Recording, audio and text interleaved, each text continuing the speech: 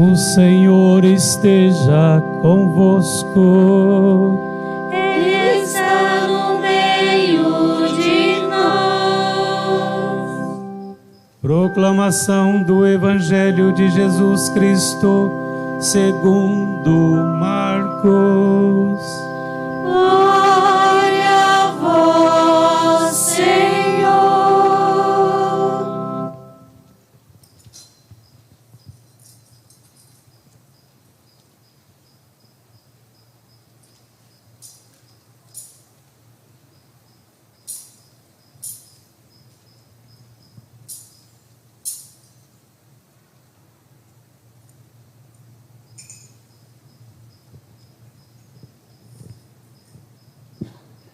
Quando passou o sábado, Maria Madalena e Maria, a mãe de Tiago, e Salomé compraram perfumes para ungir o corpo de Jesus. E bem cedo, no primeiro dia da semana, ao nascer do sol, elas foram ao túmulo e diziam entre si: quem rolará para nós a pedra da entrada do túmulo?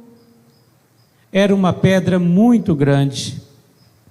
Mas, quando olharam, viram que a pedra já tinha sido retirada. Entraram, então, no túmulo e viram um jovem sentado ao lado direito, vestido de branco.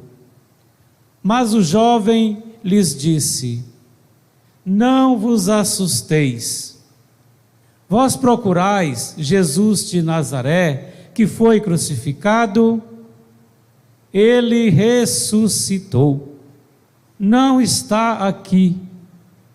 Vede o lugar onde o puseram. Ide, dizei a seus discípulos e a Pedro que ele irá à vossa frente na Galileia. Lá vós o vereis, como ele mesmo tinha dito. Palavra da salvação.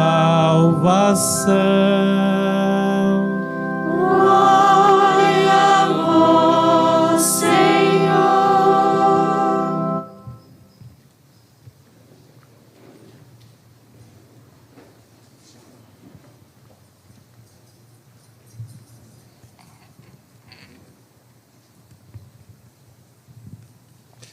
Caríssimos irmãos e irmãs, hoje um dia que ninguém tem pressa de ir embora, não é verdade? Começando 9, dizem que aqui já tem o trauma das leituras, depois o trauma da homilia do Padre Pablo, que vai durar quanto tempo com tantas leituras, né? Mas ninguém está com pressa, não é verdade? Uma notícia boa que eu tive antes de vir para cá, acho que o Rosário 4 horas da manhã, o Cássio Nunes colocou no STF como essencial as atividades religiosas no Brasil. Então, claro que a gente não tem segurança jurídica tanto hoje, mas a princípio ninguém pode fechar a igreja mais. Ok? Vamos lá, então, fazer uma breve reflexão de 2 horas. Eu sempre gosto, impossível que eu não cite alguma coisa desses textos, porque foram todos muito bem escolhidos. Não sei, vocês que me acompanham nas missas, veem como eu sou preocupado para que vocês entendam o projeto de salvação divino, pelo menos em parte, porque a gente não entende todo o projeto, existe sempre um mistério, né? Esse mistério desse projeto. O livro de Gênesis, o que ele está querendo dizer é o seguinte: a criação foi toda colocada submissa a uma outra criatura chamada homem. E o que diferencia o homem de todo o resto? A gente chama aqui de imagem e semelhança com Deus. O que Deus colocou no homem que nada mais tem? Que ninguém mais tem, nenhuma criatura tem. O quê? A inteligência e aquilo que brota do conhecimento, que é a vontade. O que gera inteligência e vontade? A liberdade, ok? Vamos acompanhando. Então Deus fez o homem, imagem, aqui os padres da igreja falam imagem, porque nós temos a capacidade de ser livres, e semelhança, a semelhança, alguns padres da igreja dizem que semelhante são aqueles que colocam a sua vida a caminho da virtude, que são virtuosos, que buscam se assemelhar a Jesus. Esses são semelhantes. Existe a imagem e a semelhança. Bem, o homem se realiza quando ele é livre. E ele é livre quando? Quando o homem é livre? Quando ele escolhe o bem. Ninguém fica virtuoso se não usar da liberdade. E o homem mais livre é o santo que escolhe o sumo bem, que é Deus. A partir do momento que Adão e Eva aceitaram a proposta indecente de querer ser Deus, o homem rompeu-se completamente com a sua liberdade e tornou-se escravo das suas paixões. Aqui vem o início da história da salvação. O homem, escravo dos seus desejos humanos, as paixões, começa a perder a luz. Por isso que aqui, hoje, a Páscoa simboliza a luz. Nós, como tantos hoje na sociedade, sem a luz de Cristo, nós não somos capazes de saber de onde vimos, nem para onde vamos. Nós ficamos limitados somente ao nosso conhecimento sensitivo, que não é todo ser humano. Nós não somos só sensitivos como os animais. Isso é muito claro de ver. Nós temos um desejo infinito. Um desejo infinito de ser feliz, de viver, de ser amado, que Deus colocou, porque esse homem na criação foi criado para Deus. O homem foi criado para Deus. Por que Satanás hoje, nada mais exemplar do que nós estamos vivendo a pandemia? O que é atacado o tempo inteiro? A nossa liberdade e a nosso direito de nos unirmos a Deus. Porque é justamente isso que derrota Satanás. Quando você perde a liberdade, para seja lá o que for, por exemplo, o Estado, você perde a capacidade de escolher o bem, porque outros vão escolher por você. E se você não escolhe o bem, você não ganha virtude. Olha como... E se você não tem capacidade de aproximar-se dos sacramentos, até uma das orações estava aqui, que nós não conseguimos ser bons sem a graça, você não recebe a graça sacramental. Por isso que sempre, guarda isso, porque nós vivemos isso, estamos vivendo. Sempre Satanás vai agir na nossa liberdade e no nosso acesso aos sacramentos. Sempre. Ok? Aí depois, Gênesis fala daquele episódio de Abraão dar o seu filho como prova de amor a Deus. Aqui é uma prefiguração do pai, Abraão, que dá o seu filho até a morte. É um amor de doação total. Por quê? Mesmo que o homem tenha dado as costas para Deus, Deus não perdeu o desejo de estar em relação com o homem. Aqui, no final, Abraão não sacrifica Isaac, aparece um carneiro, que os padres da igreja colocam Isaac como filho eterno do pai, que encarnou, e o carneiro como o filho homem, carne, que morre na cruz. Então aqui, tanto pela fé, existe a ação pela fé de Abraão, ou seja, nós só podemos ver, ter luz pela fé, que é de Deus para nós, E através dos olhos da fé, você é capaz de se doar completamente, como Abraão fez.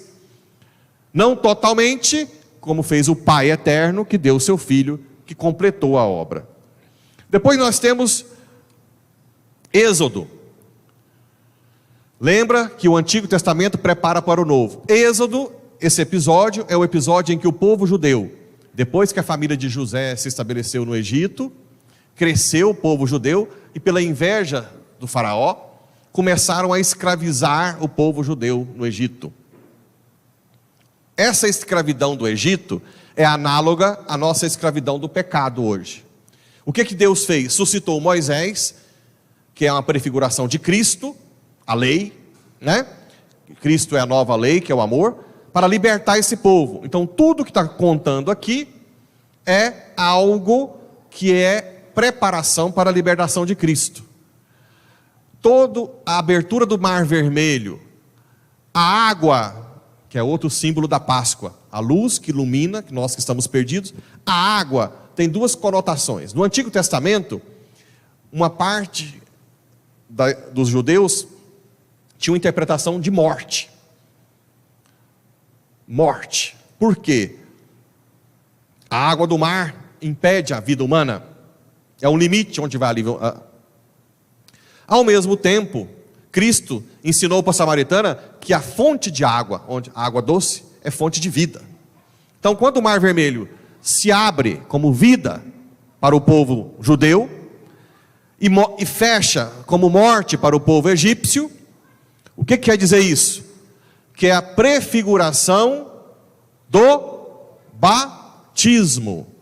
O batismo é morte para o pecado, vida para a vida nova, para a vida eterna. Então, Êxodo, o povo no deserto, somos nós hoje, que nunca estamos satisfeitos. Nós nunca estamos satisfeitos nesse mundo, sempre tem um deserto, uma dificuldade, nós sempre estamos faltando algo, sempre lidando com o sofrimento e com a morte. Mas sempre no deserto era guiado pela nuvem, que é o Espírito, que hoje simboliza o Espírito Santo, e que nesse mundo nós só conseguiremos viver nele bem, se nós também formos guiados pelo Espírito Santo. Então a Páscoa judaica é a libertação do Egito, que os pais ensinavam desde pequeno, que é uma prefiguração da Páscoa cristã, que é uma libertação do pecado desse mundo para a vida eterna. Então, está tudo. Depois a gente chega em Isaías, e aqui, uma coisa belíssima, Deus chama, pobrezinha, minha esposa. Aqui Deus está ensinando que o amor de Deus a nós, a humanidade, também é esponsal. Por isso que Adão e Eva são prefigurações do amor do Pai e o Filho, da doação, que por sua vez são prefiguração do amor de Cristo e a igreja. Por isso que Deus chama Israel de minha esposa. Você me adulterou. Quando o povo escolhe outra coisa que não seja Deus, é considerado adultério. Aqui Deus faz uma promessa: eu nunca mais vou te deixar, minha esposa, vou te adornar de joias. Essa é uma promessa com a igreja em que Cristo se uniu a ela, está ali com o furo nas costelas, assim como Adão gerou Eva pela costela, Cristo gerou a igreja, sangue e água, batismo e Eucaristia. Certo? Está acompanhando? Parece que está meio... Está entendendo o fio da meada? Então aqui é uma prefiguração do amor esponsal de Deus com o povo, que culmina com o amor esponsal de Cristo com a igreja. Por isso que o Evangelho de João, que é muito teológico, começa com as bodas de Caná, para dizer que o noivo está conosco. E o próprio Cristo também fala, né? Quando fala, os seus discípulos não jejuam, o que ele diz? Os convidados não jejuam quando o noivo está junto, mas chegará o momento em que o noivo será tirado. Aí vocês vão jejuar. Depois aqui, esse outro texto do profeta Isaías é muito belo. Depois vocês podem levar esse folheto para casa, porque esses textos são perfeitos. Aqui tem um problema sério, que o texto de Isaías fala. Nós, seres humanos, quando nós somos muito autossuficientes e queremos dar sentido à vida sem essa luz da fé, sem o Criador, nós começamos a buscar coisas que não têm água, que não têm sentido. Vós todos que estáis com sede, que não mata a nossa sede, vinde às águas. Vós que não tendes dinheiro, apressai-vos e vinde comer. Porque o homem que está afastado de Deus se apoia no dinheiro, que pode comprar. Só que o dinheiro não compra esse desejo nosso de ser feliz, essa intenção, essa sede de vida eterna, de viver para sempre feliz, a sede de ser amado. Eu tenho pegado muita gente, e aqui eu faço uma análise para todo mundo. Tem muita gente que já está casado, adulto, ou não, mas já está com seus 30, 40 anos, com feridas, é muito interessante isso, com feridas pelo que não foi amado do pai ou da mãe. E mais, até hoje, mendigando o amor do pai e da mãe, até hoje, com 30, 40, 50 anos, inclusive, não tendo uma vida feliz por isso. Aqui, o que eu quero dizer? Isso no geral. Depois de claro que o dever dos pais é amar os filhos. E realmente, quando não tem esse amor, é uma ferida enorme. Mas vocês que estão aqui, que estão buscando a Deus, depois que vocês estão adultos, não devem mais mendigar amor de papai e de mamãe. Basta. Quando vocês se tornam adultos, vocês têm que ter a luz de Cristo para entender que essa carência que você tem só é saciada por Deus.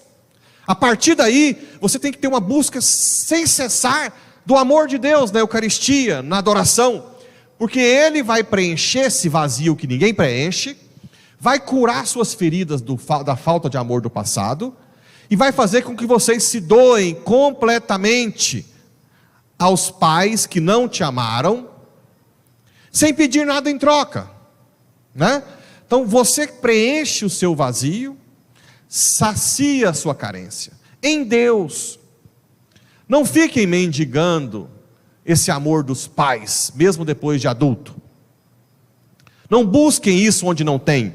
Aqui, vinde a mim, vós que estáis com sede.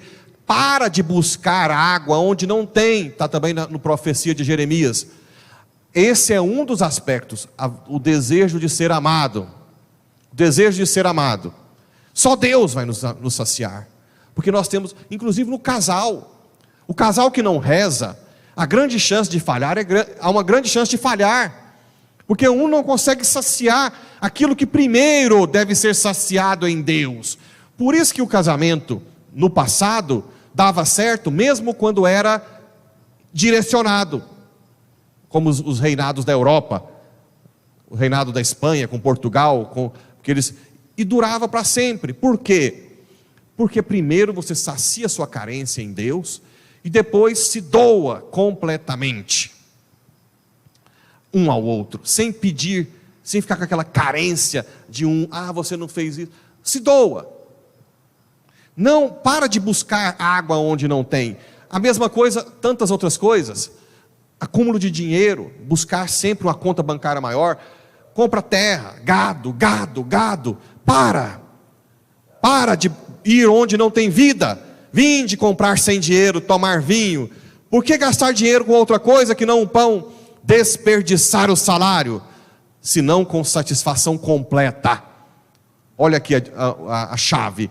As outras coisas têm satisfações parciais que depois você quer mais, seja com qualquer coisa. O sexo sacia naquele momento, mas não tem satisfação completa. Falando sexo adulteral, né? Sexo fora do casamento. O sexo no casamento, apesar que o casamento também, que não tem sexo, é um casamento normal. Como se alguém não tem condições de ter relação sexual mais, porque está doente, alguma coisa, não acaba a relação, igual dizem alguns ginecologistas. Por quê? Porque o amor de Deus sacia. Até porque, se isso fosse verdade, eu seria deprimido, né? Para sempre. Não tem sentido, padre. Seria um pobre coitado. Como muitos veem, né? Tadinho do padre. Olha lá, sozinho, né? Não tem sexo, não tem nada. Que vida, né? Mas isso só é visto assim quando você não tem a luz de Cristo, que faz eu entender que, como diz Papa Bento na encíclica Deus Caritas Est, o amor de Deus também é eros. Ele preenche o nosso eros. Ele até critica Nietzsche, que Nietzsche fala que o cristianismo abominou o eros, e na verdade não é isso. Depois aqui de Isaías, e uma coisa importante aqui também, Isaías, que é muito famoso: os meus pensamentos não são como os vossos pensamentos, meus caminhos estão acima dos vossos caminhos. Esse também é um conselho. Para nós vivermos a vida cristã bem, nós temos que caminhar na fé. Sempre vai faltar algo, sempre vai ficar um pouco nesse deserto a insegurança em si mesmo. Eu não dou segurança nenhuma que eu vou ser fiel até a morte no meu celibato. Sempre eu tenho que confiar na graça, nessa relação com Deus. Depois Baruque, que ele diz que esse povo que está vivendo numa terra distante abandonou a sabedoria, que é outro aspecto, que é um dom do Espírito Santo. A sabedoria é aquilo que faz a gente diferenciar, nós estarmos diferentes, nós conhecermos o porquê das coisas, pelo menos pela fé. Claro que a gente não conhece tudo, né? Mas, por exemplo, o fracasso que hoje faz tanta gente suicidar, que faz com que eu cresça na verdade. Não existe fracasso para o cristão como um fim. Todo fracasso é relativo. O único fracasso absoluto é dar as costas para Deus.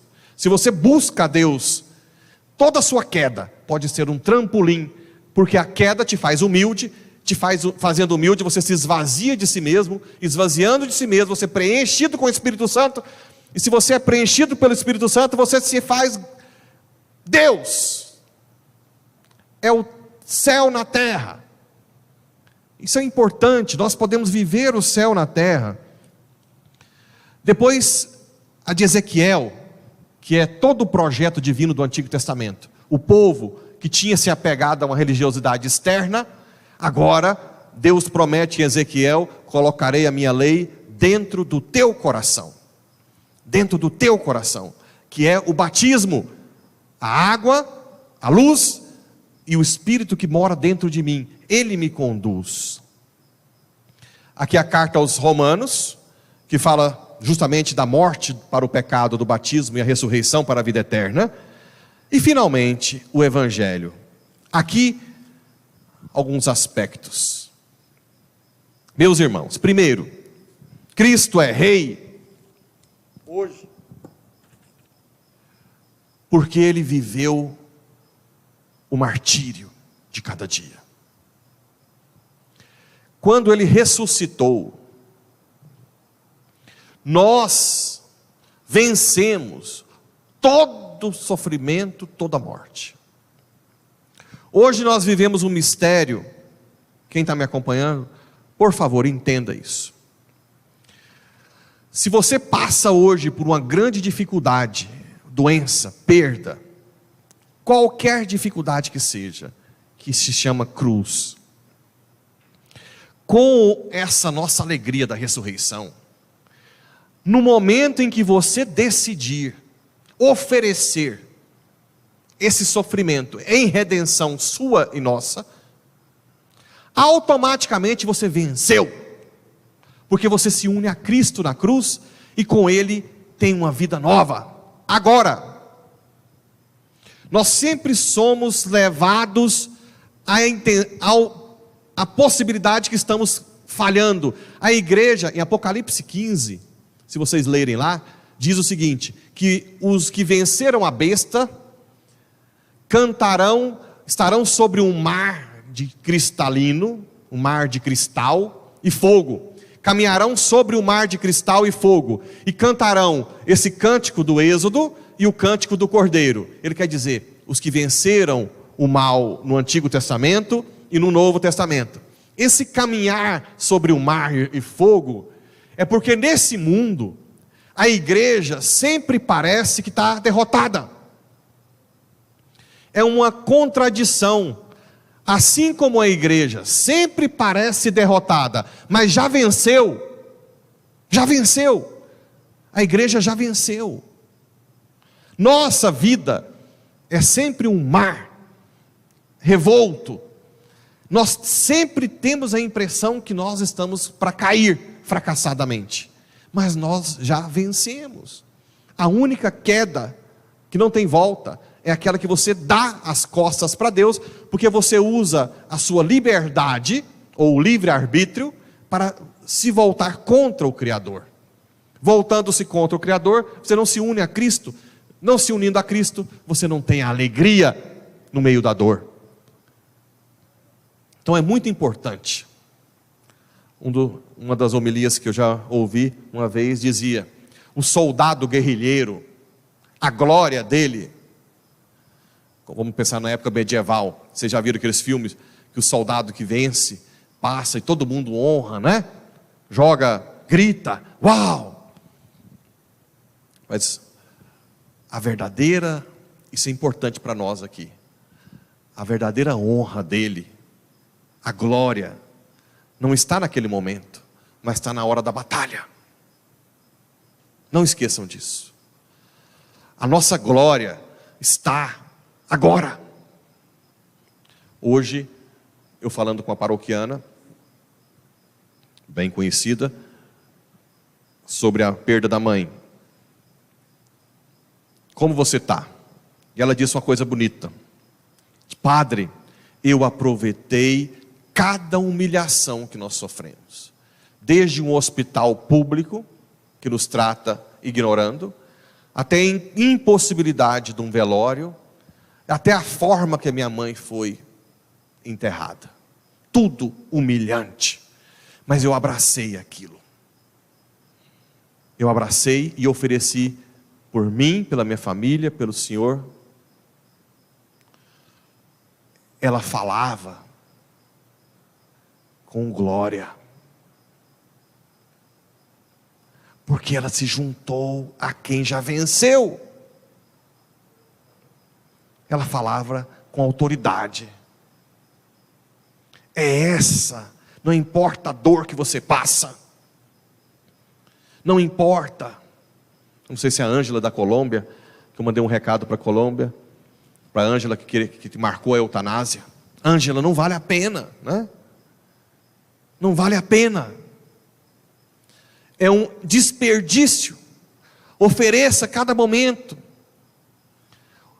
Às vezes a esposa acha que vai perder o marido para o mundo, ou vice-versa. Não desista.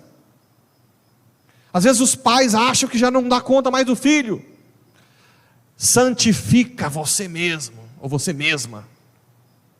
Faça de você cada dia mais santo, porque a promessa de Cristo naquela cruz, ela não é só, lembra?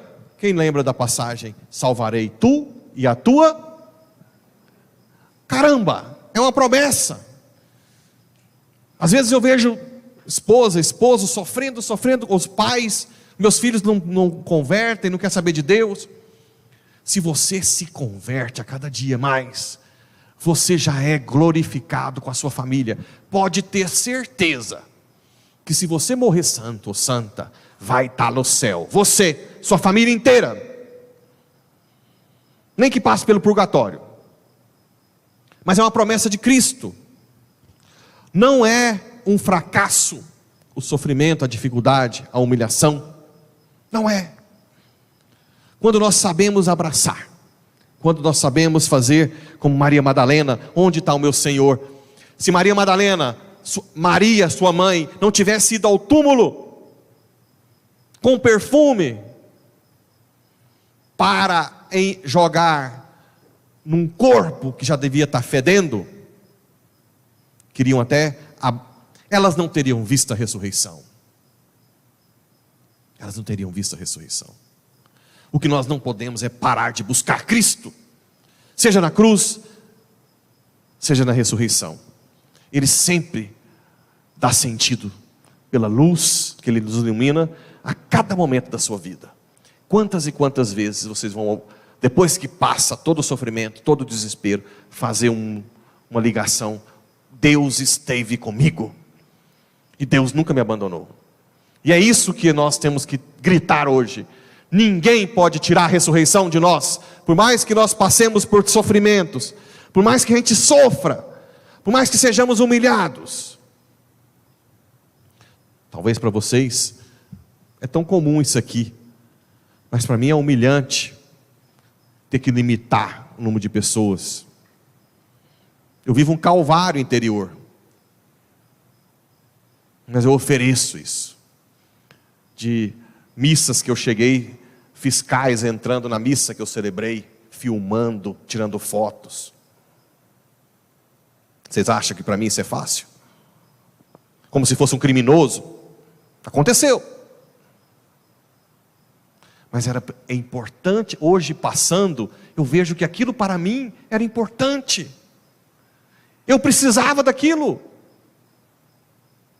Eu cresci com aquilo. Apesar que ainda fica remoendo, né? Mas eu vou crescer com essa humilhação. E assim todos nós. Não tem nada perdido. Nada. Hoje é a prova de que por trás do seu sofrimento, por trás da sua cruz, sempre tem a ressurreição para aqueles que abraçam. Ninguém, nada, nem potestade, nem ninguém pode tirar a ressurreição de quem está abraçando a cruz. Uma das maiores explosões da Páscoa, que nós temos que guardar para a vida eterna, para a vida toda e para a vida eterna, é que nós nascemos para relacionarmos com Deus e com os homens, que nós nascemos para amar. Essa é a explosão da Páscoa. O homem fora de Deus é egoísta. Desde quando você lutar para amar mais a Deus e amar o próximo, ninguém te segura, ninguém te tira o céu.